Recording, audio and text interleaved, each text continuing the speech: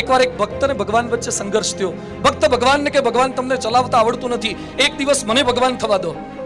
ભગવાન કે તું ભગવાન થઈશ? હા કે મારે ભગવાન થવું છે, એક દિવસ મને ભગવાન થવા દો અને તમે ભક્ત થઈ જાઓ. ભગવાન કે પણ એક શરત છે, તારે કશું બોલવાનું નહીં, જેમ ચાલે છે એમ ચાલવા દેજે. હા કે ચાલવા દઈશ, પણ મને ભગવાન થવા દો. એટલે મૂર્તિમાં ભગવાન થઈને ઉભો રહી ગયો મંદિરની અંદર. ભગવાન કે બોલતો નહીં. હા કે નહીં બોલું. અને પેલો ભક્ત ભગવાન થઈ ગયો, ભગવાન ભક્ત બની ગયા. અને આ બાજુ પેલો ભગવાન બનીને બેઠો તો ત્યાં જ એક શેઠ આવ્યા, પૈસાદાર હતા શેઠ.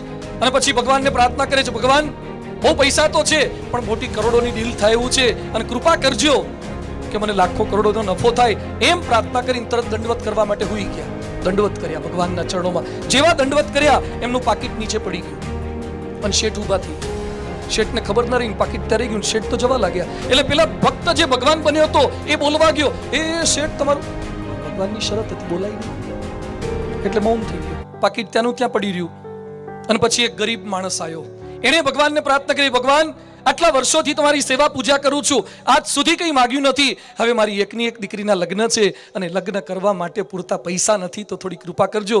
એમ પ્રાર્થના કરીને એને દંડવત કર્યા. જેવા દંડવત કર્યા અને હાથમાં પાકીટ આવ્યું. પેલો કે વાહ, તમારે તો થોડી ઘણી મુદત નથી, તરત આપો છો.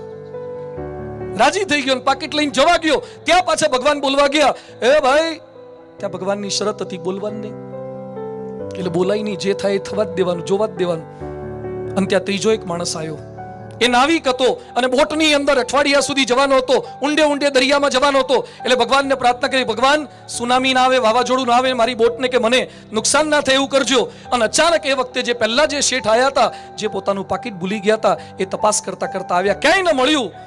એટલે પોલીસને લઈને આવ્યા અને પોલીસને કહે છે, આ જ માણસ મારા ગયા પછી આવ્યો લાગે છે, એને પકડી લો. પેલો કે મેં નથી લીધો. શેઠ કે પકડી જ લો. અને પેલાથી હવે ના રહેવાયું. એટલે પેલા ભગવાન જે ભક્ત બન્યો હતો એ બોલી ગયો કે એનો કોઈ જ વાંક નથી, એને પાકીટ નથી લીધું. આની પહેલા એક જણો આવ્યો હતો ને એ લઈને ગયો છે.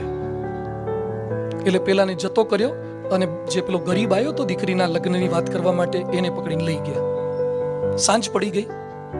પછી ભક્ત ને ભગવાન ભેગા થયા. ભગવાન કે કેવું રહ્યું તને? એ કે વાત જવા દો ને. ભગવાન કે બોલ્યો નતો ને? એ કે લગભગ નહોતું બોલવું પણ બોલવું પડ્યું. અલા તને ના પાડી તેને બોલ્યો કેમ? પણ પ્રોબ્લેમ થાય એવો હતો, બોલવું જ પડે. પરિસ્થિતિ કેવી થઈ? શું થયું? એ કે પેલો શેઠ આવ્યો, એનું પાકીટ પડી ગયું તોય હું ના બોલ્યો. પેલો ગરીબ આવ્યો, એનું નહોતું લઈ ગયો તોય ના બોલ્યો.